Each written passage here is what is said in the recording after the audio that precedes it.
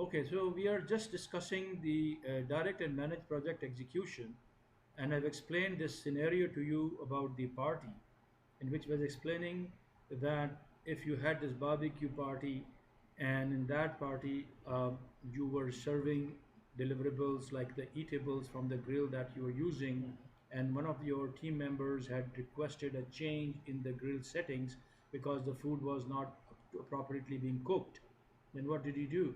You sat with your team and then you created the considerations of what are the repercussions on your constraints, which meant the time, the cost, the scope, the resources involved, the quality that might get involved again, as well as the risk part of it. So you looked at the TCS triangle, and you looked at the QRR triangle, you made your little notes on this, and then you went with this change request with your appraisals to the change control board. Think of the change control board as your uncle and aunts who are sitting out there in the deck out there to consider that. So hopefully they will now be able to look at your request and do their own change control meetings and come back with a status update on your change request, right? Now, supposing they approve the change. So once the approved change comes in, it will be coming in as an input to the direct and managed project execution. So obviously you were executing with reference to your project plan. And now you have another input also, which is approved change request. And obviously you will be considering the inputs in terms of the EF and the OPA, meaning thereby that the enterprise environmental factors, as well as the policies and procedures of how you will do the direct and managed project execution maybe, or you might have certain old archives where the projects were early done, and that might help you to handle how your execution will be done. So EF and OPA are important players here. And but before, once you get this approval, what you do is that you will update the plan. Why I say you will update the project plan? Because say supposing the settings of the grills were already written as a part in your scope statement, so you will have to amend them. Now, once you have to amend them, then it really means that what you have done is you have updated the scope statement. Now, the scope statement is a part of the scope baseline, right? So the baseline gets updated. So once the baseline gets updated, it means the project management plan gets updated, and therefore the output is the project plan update. And supposing because you had to buy or to create some risk mitigation strategy for the heat of the plates because you will have higher temperatures, so that means the risk register might be updated, and that would be a part of the project documents, and hence the project documents get updated. Yeah. Make sense? Thank you very much. Yes, so I hope you It understand was this very now, good. and this will be helpful to keep you in track as far as the ITTOs are concerned. So moving on, just remember one thing, that the change request would be corrective actions, or it could be preventive actions, or it could be defect repairs. And the corrective actions are normally done to bring something back to the expected future performances. If something was being done incorrectly, maybe you do issuance of a new procedure so that other people don't make the mistakes that they were making earlier. It's not defective. It was because they were following a procedure which was not correct. Now that is called a corrective action. But defect repair is, remember that button example I gave you, where the fellow did the button but he put it in the wrong place, and therefore it had to be changed. That was a change request. Okay. So this is exactly what we talk about in terms of the tools and techniques. And remember one thing, that the work performance information always is connected with the knowledge areas in a way. You know, how much time has been spent in doing the activities, how many activities have been done, how many have been finished, how many are in progress, what are the deliverables which are still not completed, whether the quality standards are being met or not, whether the cost authorized has been, is being spent according to what it was authorized for, what are the lessons being learned. All this is a part of the work performance information, and that will help you when you look at the controls of each of the knowledge areas, because this is like what is happening. This means what is happening. That is called performance in reference to the knowledge area. Okay, and the output is a deliverable, the change request, and update dates. Okay, so let's move on, and now we're coming into the monitoring and controlling pipe. Once we come into the monitoring and controlling pipe, we do understand that the monitoring and controlling begins the moment we start doing the execution, because what you are doing is you are monitoring the execution. That's why it says the process is ordering you monitor and control project work. That's what it's telling you. You must go and monitor and control the project work. The work is in progress and you are monitoring and controlling it. So when you do that, what you need is that you must ensure that all the baselines are available as the concept of the first input, which means what should be. If you don't have a reference, if you don't have a snapshot, if you don't have a baseline, you cannot compare it with anything. So you have to have that as a first point, and therefore you have the project plan. The project plan has time baseline, which is called schedule baseline. The project plan has got the cost baseline, which is called the cost performance baseline.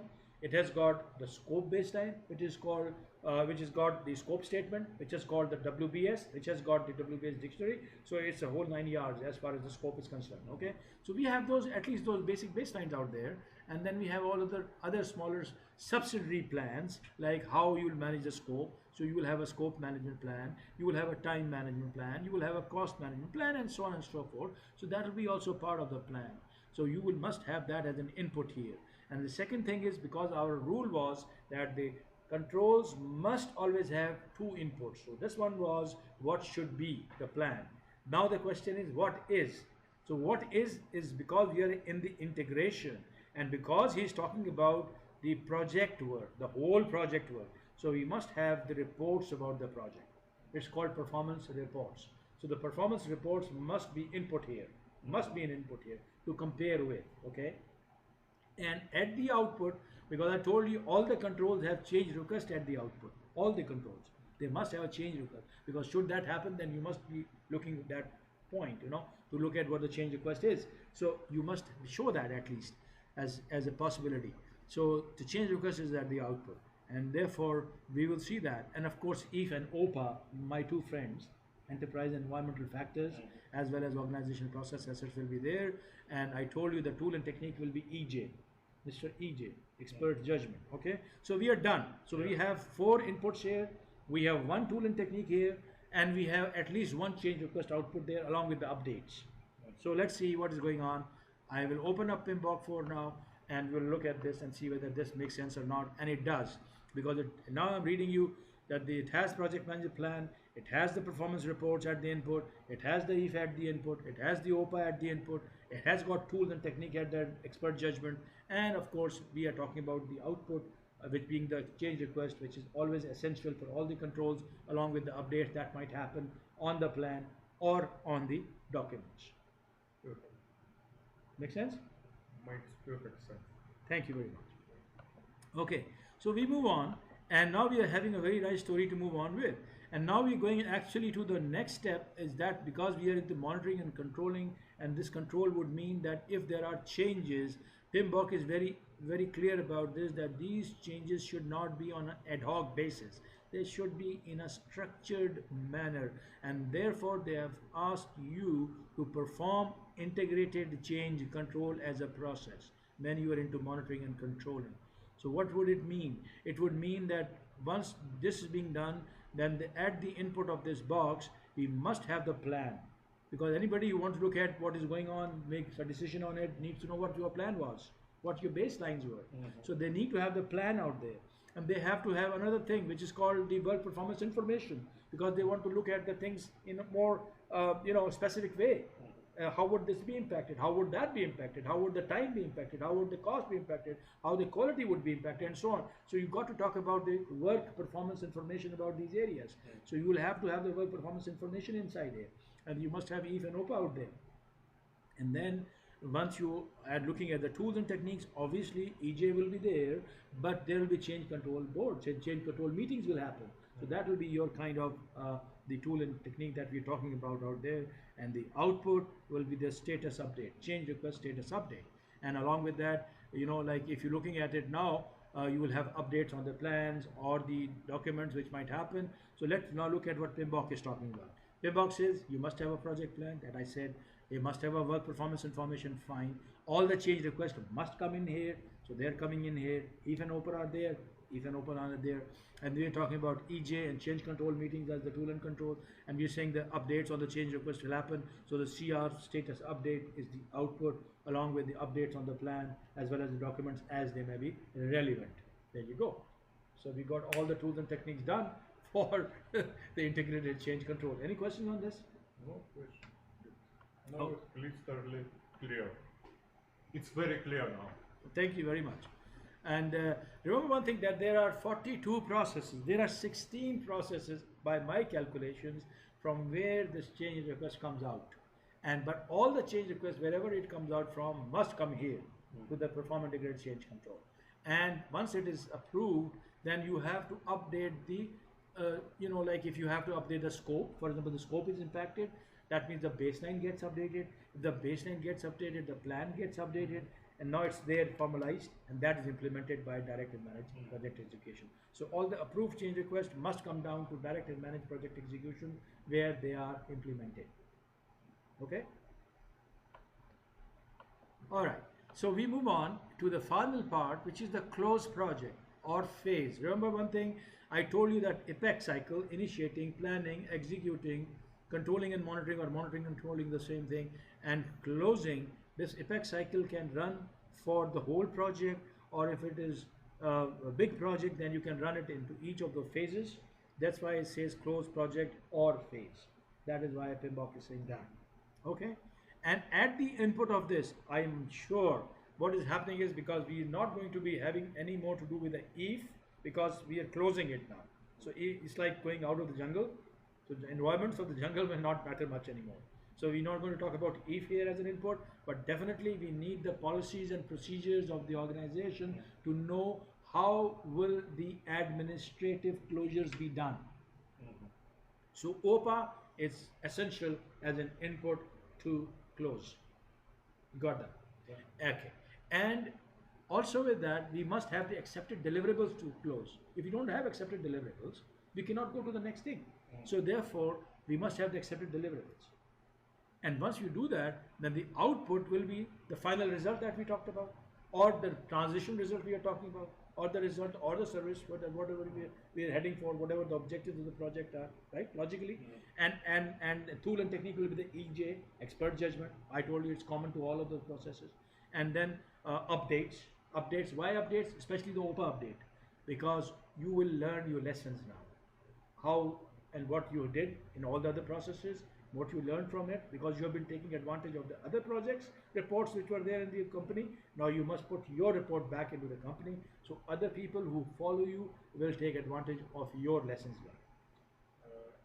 Mr. EJ is common to all processes or to all processes in No, only integration? in the integration. Okay. EJ is going to come a lot, but it is common to all the processes in integration. Yes.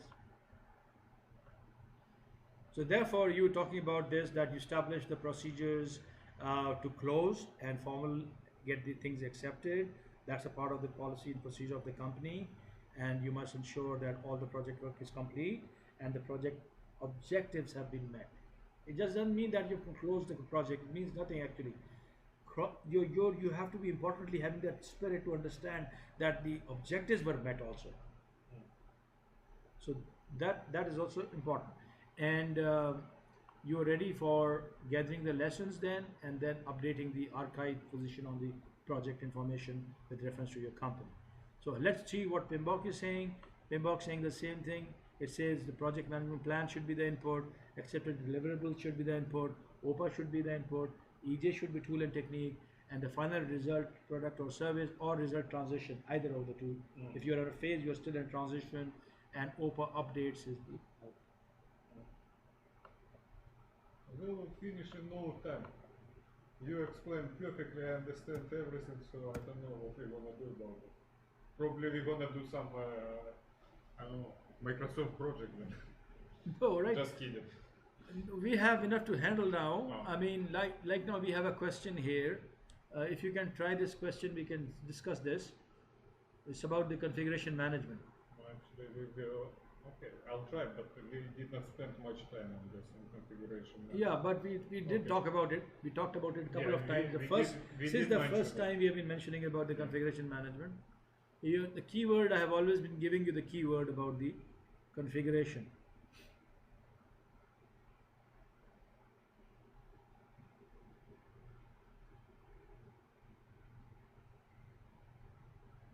So when you read a question, always try to catch the keywords. And I think the important part here in this four options would be that you should remember that the configuration management is to do with the product. It's about the product. Configuration of the product changes. You know, when you create something, Yeah, that's what I thought B, but still, yeah, B is the right answer. yeah, still, this is question which requires knowing the definition. But yeah, I was thinking about B. That's very good. I was That not is very so good. sure. No, you're sure because now how you would have handled it is this: that let's say if you were saying that the D is saying talking about schedule variances. No, so we throw it out. It's got nothing to do with the Yeah. configuration. Then we talk about C. C is talking about the project design. No, not about the project design. We talk about the product, not about the project. So this is also out. Then we're looking at A and B. For example, A is talking about the project product, that is good, and is about the description of it. Okay, let's about B. And the B is about tools, techniques, methodologies, procedures to manage. So the keyword here is about managing the products because this is management. Okay, so we will say yes, it matches what we're asking for, and that is the right answer because this is more comprehensive compared to the answer at A. So whenever you have two answers, you always pick up the best answer. You always pick up the best answer. And always the best answer is more comprehensive answer, which is more encompassing. Mhm. That is the right approach. Yeah. Actually, it was a second good management. It is another good hint. Yeah. Okay. And as I said that if you looked at the PIMPOC definition, it says it's about the functional and physical characteristics of the product. Mm. I'm just saying it's not about the project, okay? So even if you read the PIMPOC, you will be clear about it. Let's do this one.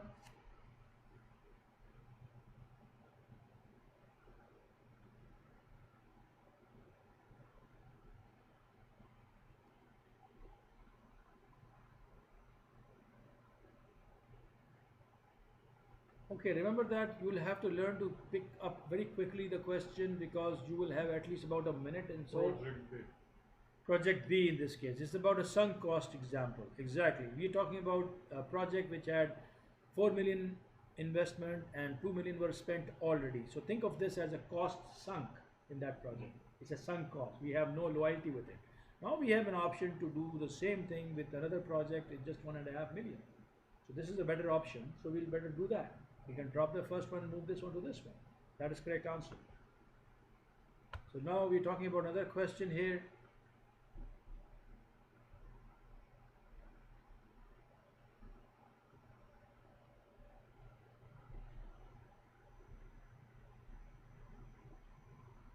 B. Correct. Because it is like a silver medal. When we talk about the opportunity cost, you must look at the next best option. You have picked up the project with the highest NPV, so you lost the second best option, and that is lost cost. So it's like an opportunity cost. So if you have any other questions, I can move on to No the next one. questions. Let's move to another. You got 100% on this one. Well done. Thank you. Okay, now we're talking about the scope. Actually, about score. Sorry for this. I just wanna to tell you. That Hellman thing. It was a pre-assessment, and I did the test without reading anything. I got 60 something. 60 something. Yeah, but I read nothing. I mean, absolutely nothing. Okay. It was my first try, so I did have some experience before with those kind of questions on my previous exam. Correct. So now you see, I mean, let us say that you have this feeling that yes, you are familiar with the English lingo and be able to read a question, understand it, get an answer, but there is always room for improving it. Of course, And that room for improvement is That's why I'm quickness. here. So that you can be able to get this fact that okay, what are they asking? What is the keyword? What is my answer? Move on. So this way you will save more time. And I've been seeing some students who said we finished the question paper for 4 hours within let's say 3 hours and 20 minutes, and we had 40 minutes to do a review the question that we put on review. That is luxury, but that is good. You know, I mean, you want to go towards that. You want to go toward that comfort level. Yeah, So I think you will make it there. You'll try to. okay. I just know. I just wanna your guarantee would be null and void. You would never need to I use also it. wish you. I also wish you the same. We don't want to go to that side. We have. I have given you an email saying failure is not an option. Yeah, that's my philosophy too. That's what we try to Okay. do. Okay. So now let's talk about the scope. Remember when we talk about the scope, Mm. think about this like this. This is like a boundary. It tells you what should be done, what should not be done. And once you do something beyond the scope, it's called scope creep. And we have to do that. We have to be very sure what it is. And remember, the scope has a baseline. So it would mean that you have to talk about the scope statement. You have to create that. And if you want to create a scope statement, you must know what the requirements are. Because the scope statement is not a small thing. Scope statement is actually a very detailed thing. It talks about the project and it talks about the product both. When you say, what do you mean by talk about the project? Well, simply answering this, it means that, okay, you can define in very clear words what the shirt would look like. But if you do not define how it will be created, because you have approaches, you can create a shirt on totally automatic system. You can create a shirt into a hybrid system. Maybe the collars are made by the machines, but the rest of the stuff is made by hands. Or you can even make a shirt totally by hand, which is available how is based on the situation. So your scope will define that also. So the project and the product, the two piece, they are a part of the scope. You got my point? Okay. So the when I say you talk about the features and functions and results that you're looking for, those are the product scope. And when you talk about how the work will be delivered and what will be measured against and who will do and all that stuff, what will be taken care of is the scope in the project part. And of course, it is about the statement, about the work breakdown structure, and W-based dictionary. So now we come to the fact that we say, okay, when we talk about the scope management, how many processes are we looking at? We are saying that there is no process in the initiating, in the planning. We have to do all this. We have to all the baselines are created, and the baselines are created. So we work back. We say to create the baseline, it means we must have a WBS, we must have a WBS dictionary, and then we must have a scope statement. So even before we go to the WBS dictionary and WBS, we must have these defined scope, and even before we have the defined scope, we must have the requirements. So let's turn it around and say collect requirements, define the scope, then create WBS, create the baseline, then control the baseline, and make sure that deliverables that we are making are verified against the scope. That's it. So we are, like you said, if you approach now logically, you will see the codes will run like water. It will be very clean. Your processes will sit in your head like as if they were always there, and you have to make friends with them. And you will say, I don't have to memorize anymore because I understand this, and I will know when I am doing an exam question, what am I doing? Where am I in my big chart of this? Am I in the initiating? Am I in the planning? Am I in the executing? And so on and so forth. Make sense? Yeah. Okay, so when you talk about the collect requirements, I am going to give you a tip. And the tip is that there are almost 8 or 9 tools and techniques in collect requirement. There are a lot. And you will say, oh my God, I can't memorize them. I say, you don't have to memorize them. Say, what do you mean by that, Asad? What do you mean you can't memorize them? You say, no, because I'm saying you understand the spirit in which these tools and techniques have been written. And the major spirit in which the tools and techniques have been suggested is called elicitation. Elicitation.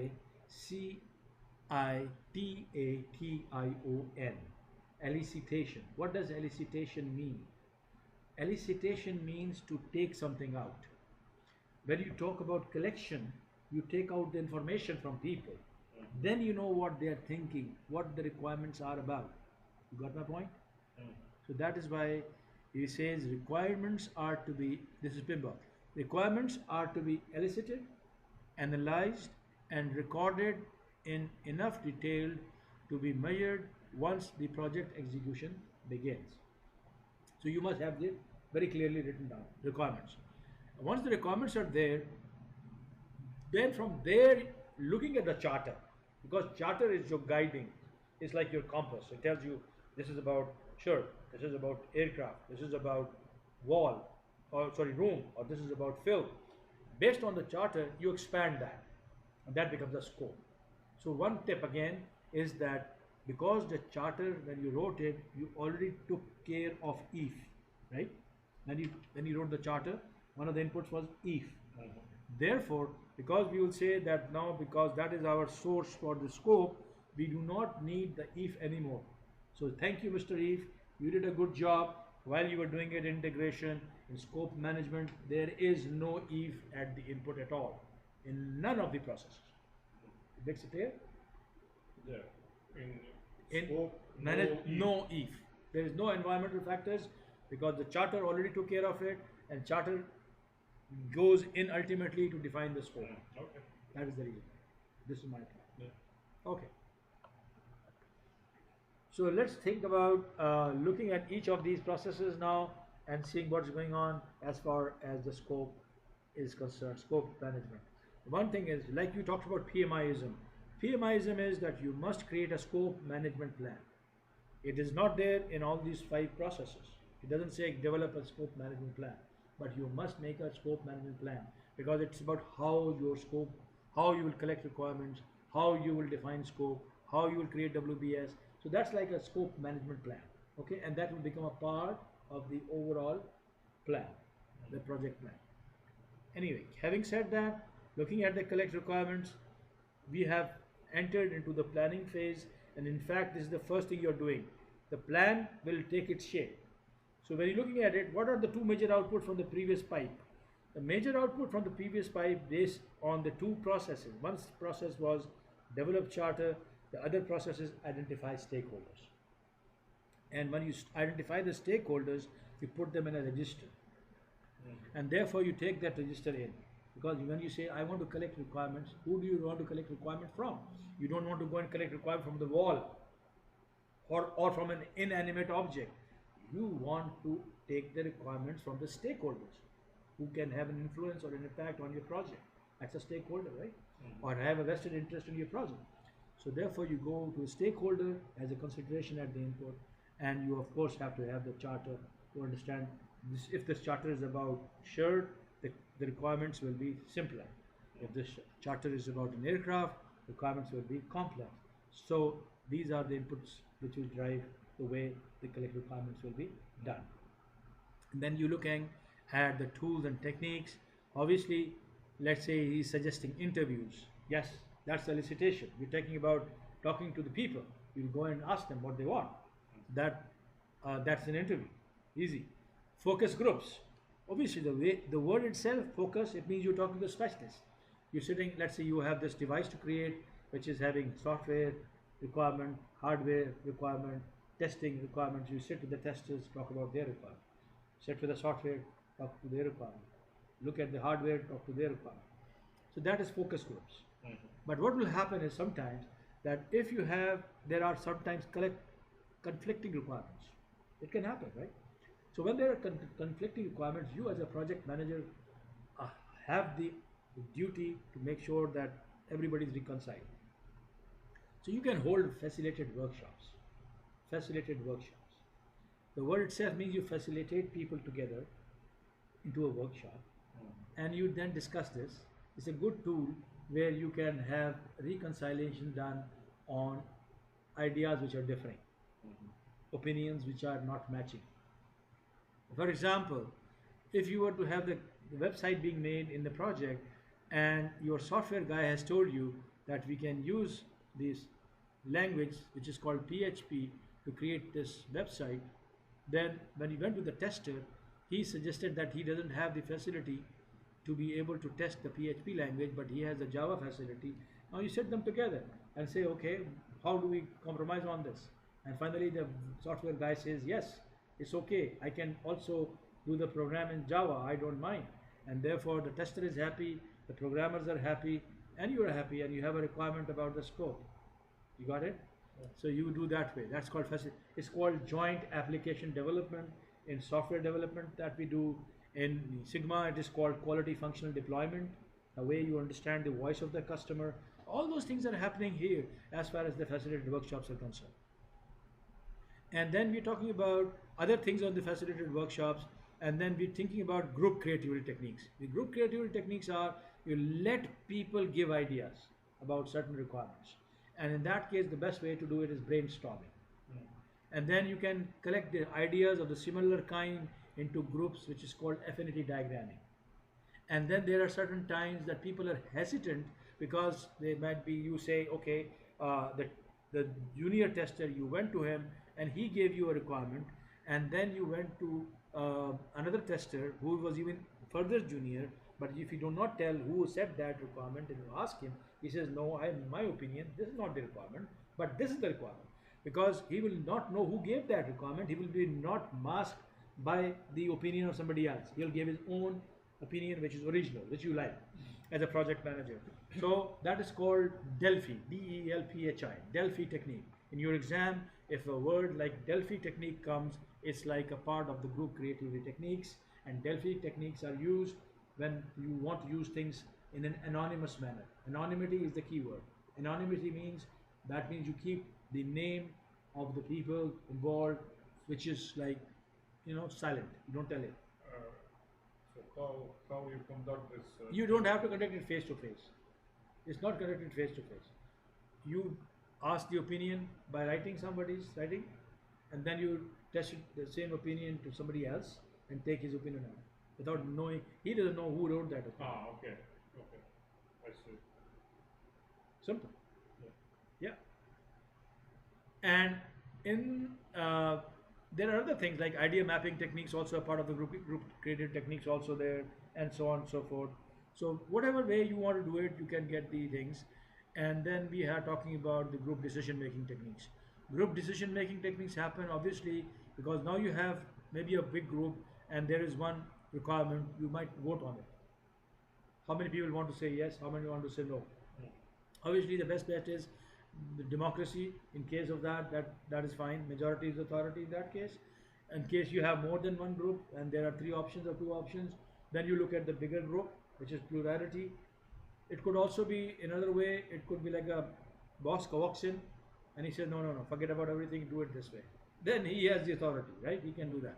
So you can't do much about that part, so that is also there. So these are the methods of group decision making. And questionnaires and surveys.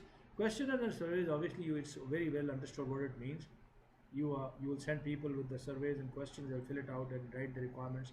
And observations is that you do job scheduling. Like if I'm a, let's say, a nautical engineer and I'm talking about a scope of creating a cockpit in the aircraft, it's a good idea for me to walk into a real actual cockpit of the aircraft, understand how your different gauges and meters are laid out, and I can write them clearly. Then that the airspeed indicator called airspeed indicator ASI will be pushed at the top, and then we'll have the next ones coming and down, and so on and so forth. So that's why you do the observation. And the prototypes is a very good example that instead of actually building something and finding it was horrible, let's say this lady wanted the walls requirement. She initial thought it, can you paint them pink? That's her initial thought, but she's not sure. So what you do is you create a prototype on your computer. You show a wall with pink color, and she says, "Oh no, this looks horrible." Then you change the color right on the computer, and she says, "No, no, this is a better color. Let's go for the off color, or off white color, or a beige color, or something like that." So that's fine. So you can put that in the scope accordingly. That's a prototype. All you're doing is to collect the requirements. This is the elicitation. And once you have collected the requirements, please put them somewhere.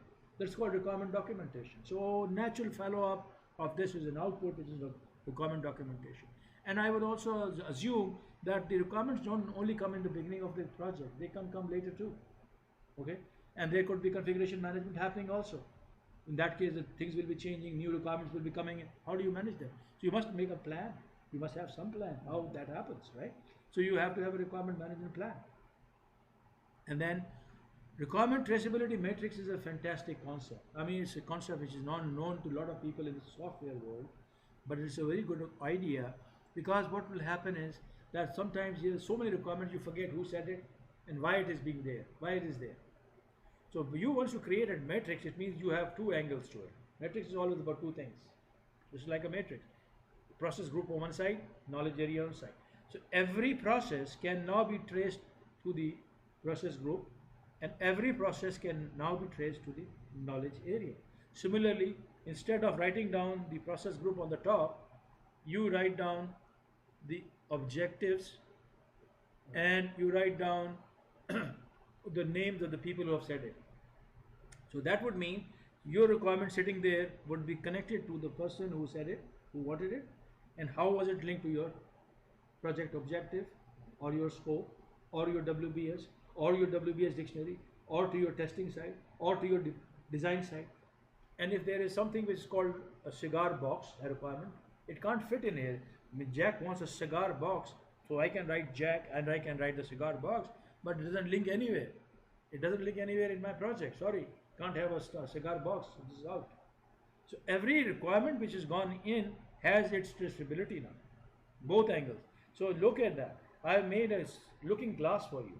O's, two O's. O for objectives, O for connect origin, and if you connect them like that, you become like a looking glass. So you make it in your, and you will never forget it. Make two zeros, connect them together, make it like a looking glass, and this is objectives, and this is your origin. And you can now trace it throughout your project life cycle. Bingo, you got it. You like that? Especially like I did it, but I just did not know it was called traceability matrix. But I did it in my practice. Okay, fair enough. Now I know. I was doing something like within framework. Yeah, exactly. You were doing something like PIMBOK. Now you know that's called requirement traceability matrix. Okay. So if you understand this, then see, let's say what PIMBOK is talking about. When they say you have interviews, yes, you understand. You are talking about interviews. You are talking about focus groups. See the wordings in the English. It says you bring together pre-qualified stakeholders and SMEs to learn about the expectations and attitudes about the product, service, or the result. You're talking about specialists. When you're talking about facilitated workshops, the key word is cross-functional. Right? Cross-functional, meaning more than one team. Software, hardware, testing, all to get together. That is facilitated workshop. Why you did not emphasize it? Why I don't? On your perfect slides, why you did not underline it? Cross-functional? Well, Because I mean, it's really, it makes sense. yeah, it just makes, because everything makes sense in the sense because cross-functional is coming 2 times anyway right there. Ah, okay. Cross-functional, right? It's about the defining the requirements of the reconciling the differences. The whole thing is cross-functional. Okay. So, I mean, I cannot, the facilitated workshop, the essence is all the way right up to the end. I can't keep the whole slide read. That is possibly the reason for it. But of course, it's also helping you to improve the communication, foster relationship, build trust, and to resolve the issues quickly. That's what it is. Group creativity, we talked about it, brainstorming, Delphi techniques, affinity diagrams, idea mapping. Nominal group technique is, as the word says, you nominate smaller groups, you take their opinions, then you want to look at the prioritization of those opinions. So then you can give it to the bigger group. What do you think about this? They'll say, no, this is more important, this is less important, this is less. Then you will have more people involved, but initially you make the list. So that is called nominal group, okay? Just for useful ideas, for prioritization.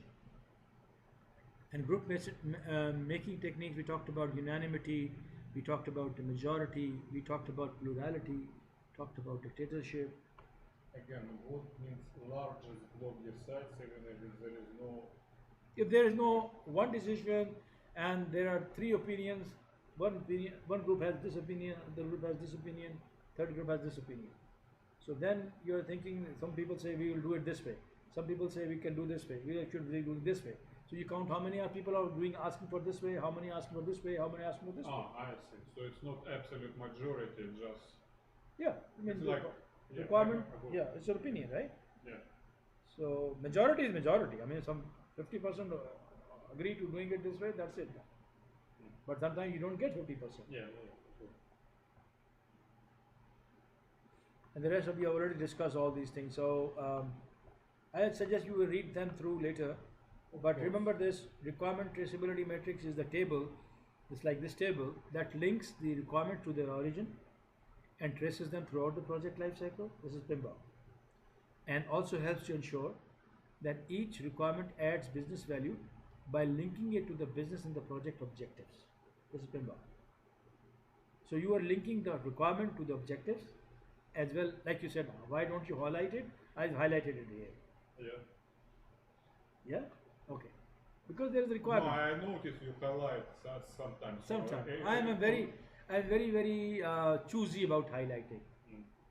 because I think the highlighting. If I start highlighting everything, then Yeah, why it means highlight? you highlight nothing. You highlight nothing. Yeah, Exactly. absolutely. So yeah, so that was all, and I assure you that now you will make sense when you read it. And as I said, you can trace things to the business needs, to the opportunities, to the goals and the higher levels. You can trace something to the scope levels. You can uh, trace something to the WBS levels. You can trace something to the work package levels, which are the deliverables. You can trace something to the development side. You can trace something to the testing side. I mean, so, but there has to be a rationale why it was included. So when I talk about traceability matrix, it becomes very handy. I'll explain that later to you, but just to worry about it right at this point. Then we go to the defined scope, and defining a scope. Obviously, the charter has to come in. Obviously, because I saw that is why here is the charter, and we just created all the requirements that you wanted from the requirement documentation.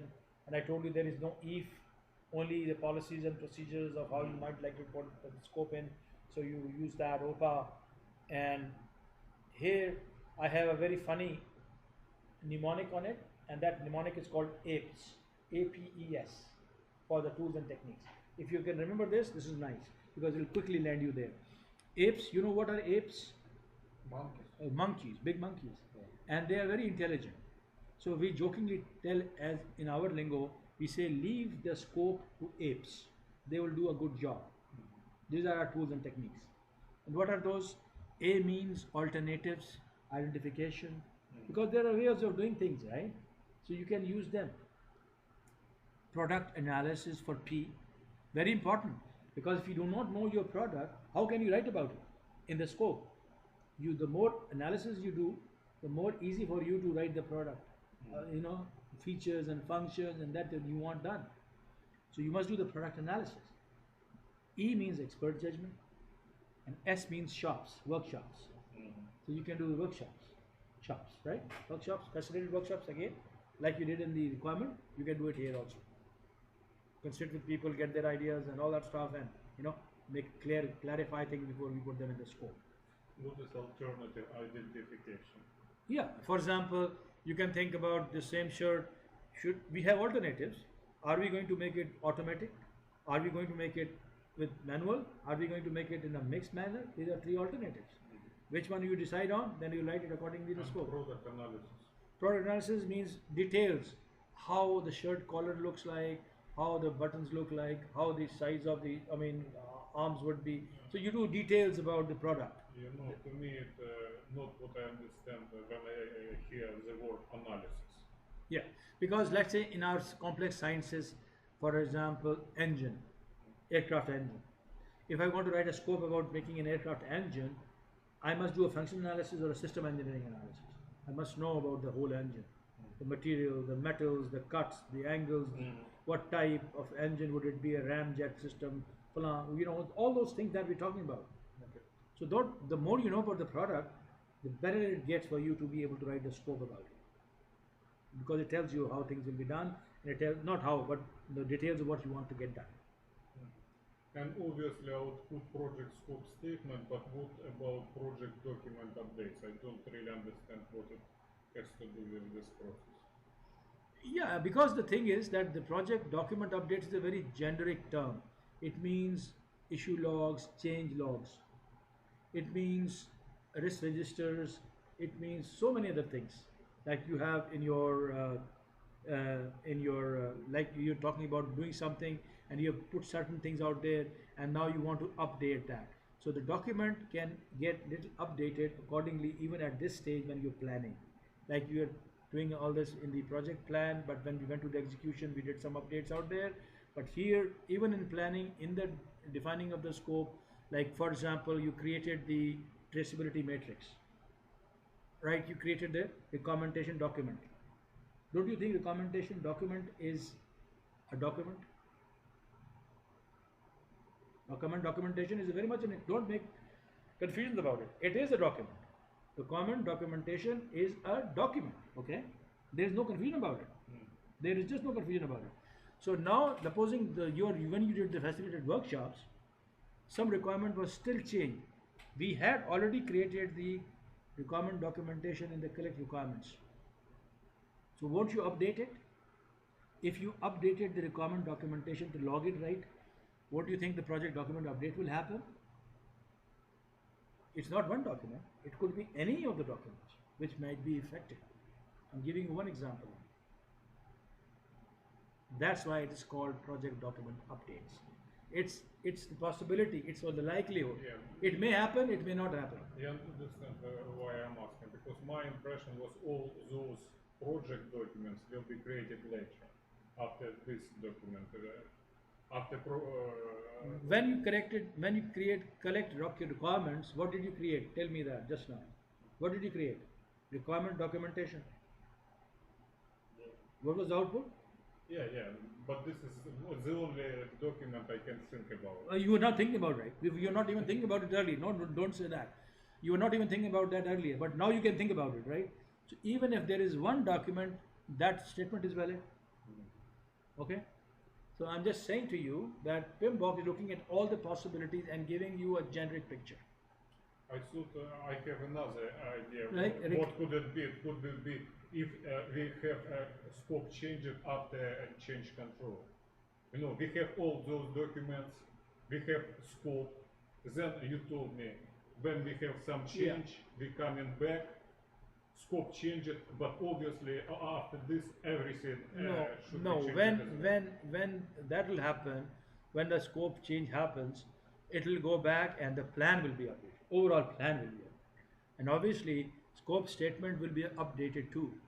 And the scope statement update means that means the baseline gets updated. Don't confuse it. That is a baseline update. This is a document update. They are two different things altogether. Okay. Don't confuse them. Yeah, but I thought all those plans, you know, based on scope, because if scope is changed, it could be different, like activities. No, but we are getting digressed from the discussion. Your discussion was up to document. Yeah. So What you- does it mean, project? So you remember this Appendix A of PIMBOK 4. Always go back to the PIMBOK. It's like a legal language. Project plan has certain things in it, and it has got baselines in it. Anything else which is not a part of the plan is a document. Bas, that's it. Oh, okay. Don't confuse yourself beyond that. Okay. I won't. Okay. So when you read this, you will become more clear about this. And I must state here that when you create the scope statement, it has objectives. You know, and those specific, they should be specific, they should be measurable, they should be agreed upon, they should be realistic, they should be time and cost measured. And that's called SMART. So the objectives must always be SMART. And Rita talks about BARF. That means B means buy in, achievable, realistic, and formalized. That means signed. Everybody signs that yes, this is how the things will be done. This is agreed that we'll make a room so high with your color, blah blah blah. So tomorrow there is a problem. No, you signed off on the scope baseline is already signed off. You can't change things now. No, that's without any. Maybe I should feel like this in real life. Yes, yes. For now, I mean, obviously you will allow the changes, but they will have repercussions. You will have to amend everything, like you said. That's fair enough. But it has to be agreed upon and then go all the way back to the ICC and so on. Now, here I'm just saying very key words to you that the scope statement deals with the project as well as the product. So what it means is that we are talking about the product description, the product acceptance criteria, and it talks about the project deliverables, the exclusions, the constraints, and the assumptions. Be very clear.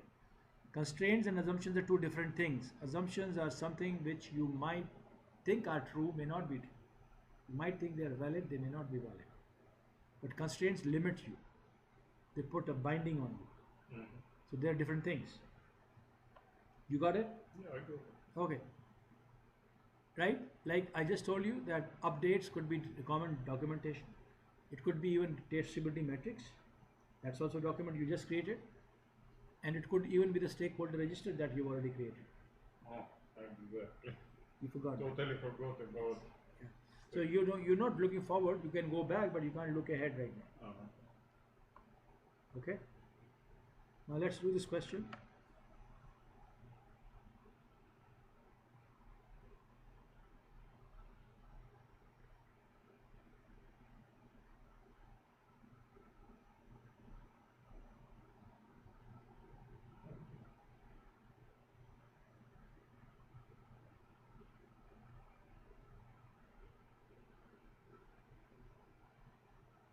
Okay, so you should have an answer by now. Looking for an assumption, right? And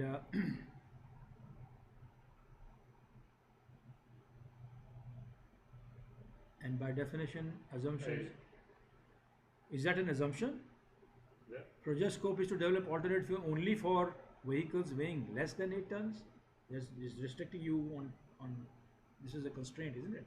It is constraining you. Oh, sorry. Yeah. Then B. B. Yeah. Yes. Everything is constraining you. A is constraining you, B is constraining you, C is constraining you. So constraint can't be an assumption. So even if you don't know the answer D is the right answer by just throwing off the wrong answers. Yeah. And if you look at it, it says gas will become very expensive in maybe not I just available. thought, That's an assumption. What does it have to Who do knew- with this project? But it's an assumption. No, it's an assumption that maybe the gas becomes expensive after 15 years. I don't know. Maybe not. Maybe we find some more reserves. Yeah, yeah. It may yeah. become cheaper. It's not De- true. Definitely B. Okay, when you talk about the work breakdown structure, the key word is decomposition. That is why the tool is decomposition. That's it. Don't have to remember anything more than that. The tool is decomposition. Perfect. Simple. Yeah. So you see, it's very simple. And what are you decomposing? The scope statement. It's like an elephant. You decompose it into more, smaller chunks. We can be able to manage. That's what it is. So scope statement comes in, and everything. Maybe your requirement documentation is also important because it will help you to create that work breakdown structure. So supposing there was a requirement of air conditioning in the room, supposing, then you might have one more, right now here, another WBS, which we talk about one more section, air conditioning, correct? Mm. Because it will drive it. The requirements will drive your WBS. That's what it would be. And you will have OPA. You don't have EF, I told you. Policy and procedures. You can have already some help taken out from previous projects. You can use them here. And you will have the WBS available now. You will have broken down the room into walls, ceilings, and floors. And then, once you have the WBS, you will further break it down into structured wall and the painted wall. So painted wall is a deliverable, structured wall is a deliverable. So we are talking about WBS dictionary. You define them. That's for work package level. That's at work package level. So now you have the WBS dictionary, you have the scope based statement available, you have the WBS dictionary WBS available. That means you have the scope baseline available. So that's why at the output you're showing the baseline. That's what you're making for. And if there are any requirement or any updates again happening, you can still do that. That's not a problem. Got it? So I'm thinking that now you can read all this and you know that there is a code of account, chart of account, and control account. There are three things you might not get confused about. Code of account is simply, as it says, it's a code. If 1 is at the top, then you have 1.1, 1.2, 1.3, 1.4. Further down below that, you have 1.1.1, 1.1.2. So you're bringing it down, breaking it down, so that you can trace it at each level. That's a code, just for your knowledge. Like you want to have a code 4.1, 4.2, 4.3. But when you talk about the control account is your hypothetical point where you're controlling it. And I showed it to you on my diagram here when I said this is the control account. This is a control account is a hypothetical point for controlling the work packages in terms of the cost and their time. So every control account is associated with the work breakdown structure. This is WBS, so this is control account 1. If this is WBS 2, this is control account 2. Got my point? I don't understand what is control account. Okay, very important concept. Control account is a theoretical point of control. It's a hypothetical point of control. You just keep it as a point where you are tracking what will be the time which will be used here or here, what will be the cost involved here and here. So this will be then lumped up at this point. It's like an overlooking point for the work packages belonging to the wall. You got my point? Yeah. Okay. So it's an overlooking point for management. It's the management. Oh, okay. It's just for management. Yeah, I see. Yeah. Wall is a physical thing, but to manage the wall is a control account. And because the control account will be managing the work packages which are underneath the wall. That's what it is. So it makes it easy concept to understand. And because now we'll be able, when I talk about later on, when we talk about time and cost, you'll see how the control account becomes handy to manage them. And the chart of account is something which is just different. It's just a ledger in the companies. Accountants use it for showing you the heads from where the expenditures are happening. You call them general ledgers, and they have categories like labor, supplies, and all that stuff. That is something different altogether. And the WBS dictionary, as I told you, you will get the WBS, and WBS dictionary are these work packages. You define them in terms of their code of what is their code. So this one is 1.1.2. What is the description? Description is that we will create a painted wall. Who will be responsible for it? Mr. So and so will be responsible for it. What will be the milestones? We will do the first coat by this day, the second coat by this day. What will be the associated activities, associated things dependent. The structure wall will be ready, and then it will be the painted wall will be done. It can't be the other way around, right? You have to have the structure to paint on, right? So you got to do that. And then what resources are required? Here, paint will be required, brushes will be required, and so on and so forth. And generally, what will be costing it? So this control account will be looking at what the cost will be of this. And quality requirements. Well, if the wall is supposed to be having a lead content less than so much, then that's a quality requirement. So when the wall is ready, the quality control will come in. Wall is ready, quality control will come in. They look at the painting and look at the paint, the type of paint used, and then they will say approve it. They will validate this, and then the customer will get involved. What is WBC component? We have walls and we have work packages. Yeah. They are both component or not? No. Control account is just a hypothetical point. When we say details of each WBS component, WBC, no, this WBS, not C. WBS component is this one, work package. Work package. Is the smallest component of the WBS is called the work package. But there is something called control planning, and so that's called planning package. Planning package is a futuristic control account. Planning package. That is another story. Look here. You haven't made anything down here. You haven't made anything down here. Like you have made it right to the activity. You have not made it here. Why? Because you're going into, for example, rolling way. You're going down to this point, and later on you will leave it and you do it later. You can do that also, right? It's a way you plan things. It's called rolling wave planning. What I'm thinking about, you're saying VBS component is a work package. Yes. But it says code of account identifier, and as far as I understand, This is yeah. 1.1.2. Okay, okay, yeah, now I understand. Yep. Yeah.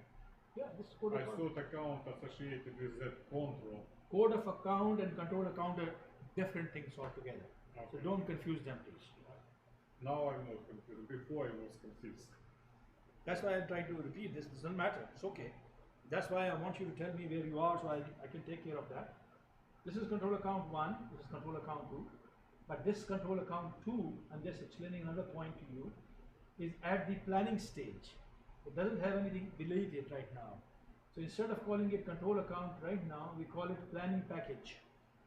We don't call it control account. We call it planning package. So when you make planning package and a control account, for example, a combination of these two, it is called planning components. That's called WBS component.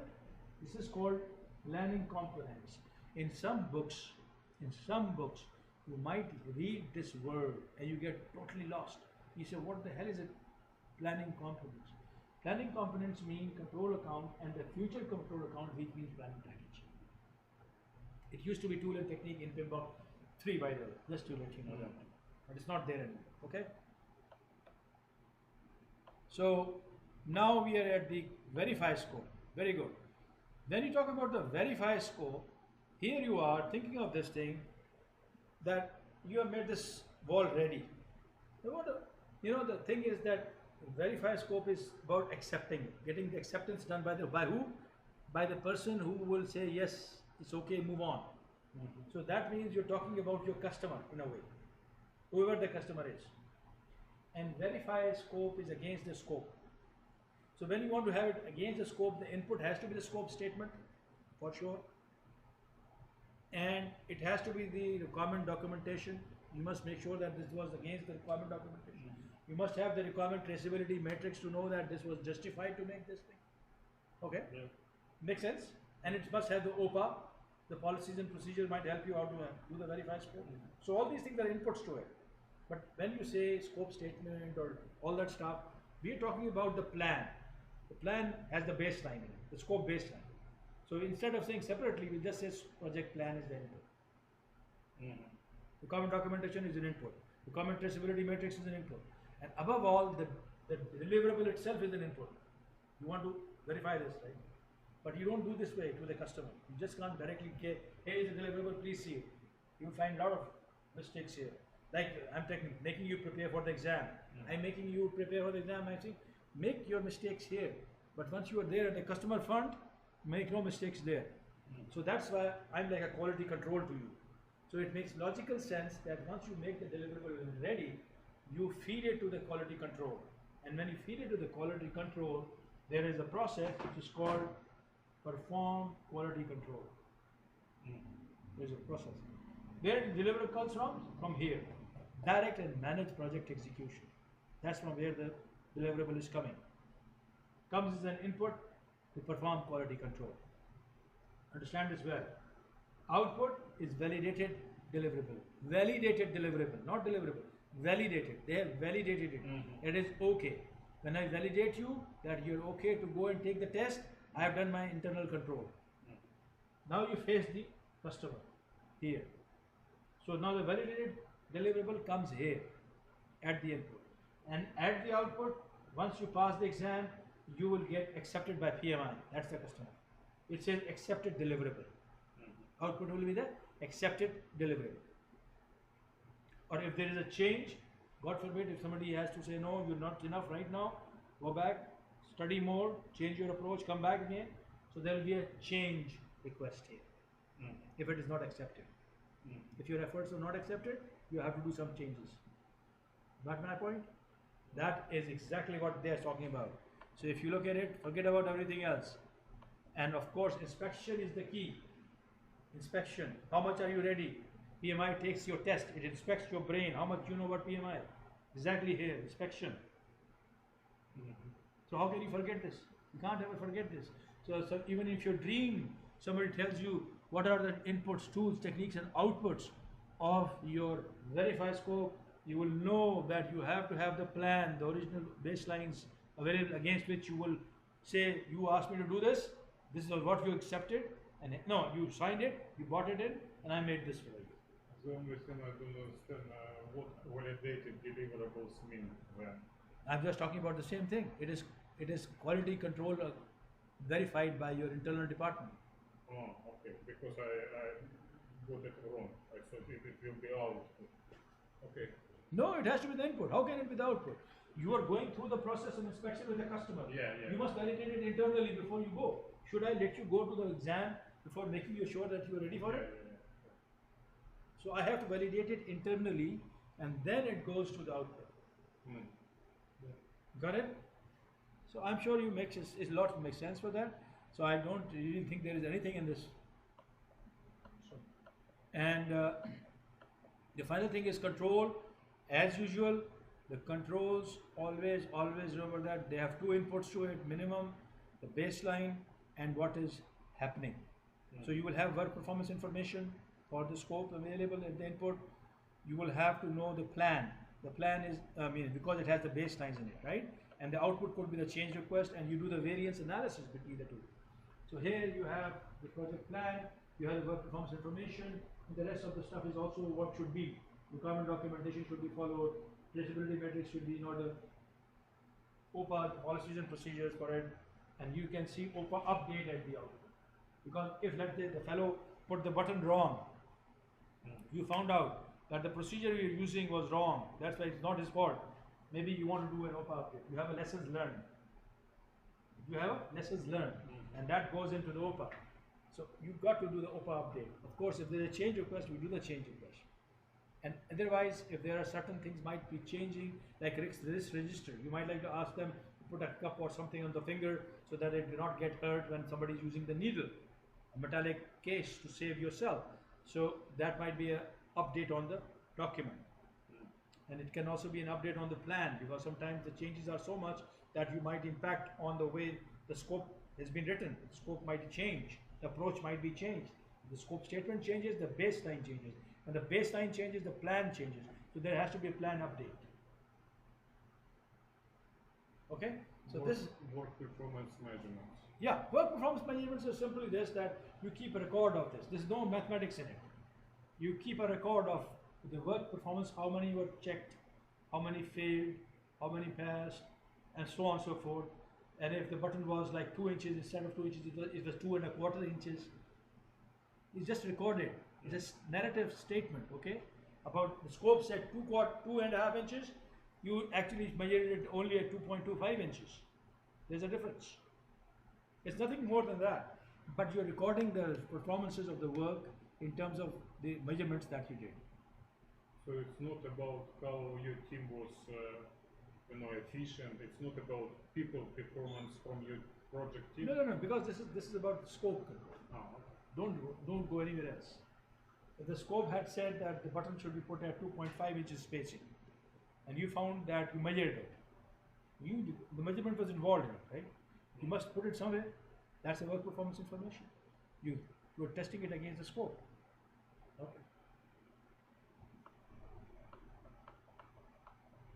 So let's do this question, and we are done on time. Wow, this is exactly the time, on dot.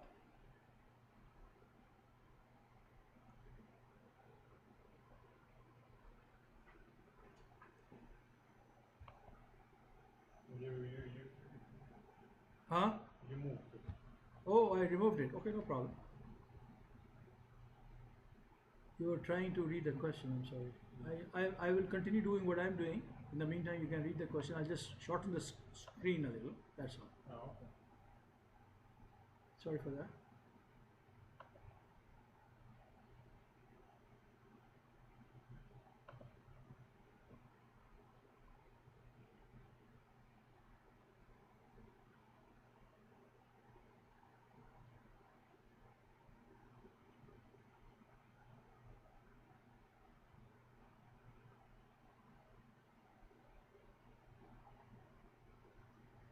Okay, so do you get the settings? Yeah, but I saw the answer. But you understand the settings now, right? The settings were that the customer here in this case had clearly said that he says that he had signed off on the WBS. He was just talking that maybe your salesperson had promised something before that, but once you sign off something, it is the final thing. And now he wants a major change happening in the scope. So if that is to happen, then in no way your company can do it according to the PMI. It has to be client who has to support that extra cost. That is the gist of the matter. It is not big science to understand that. That's it. Answer was just to, that's not the point. The point is to learn a lesson from here, that should this happen, because you have a very rigid, strict change system, that way. Especially when you have signed off something and something else has to be added to your project, then you are not gonna say yes right away to do gold plating. You don't want to do gold plating. Make sense? Yep, makes sense. Okay, so we are done, and thank you for joining in for the session today. Yeah.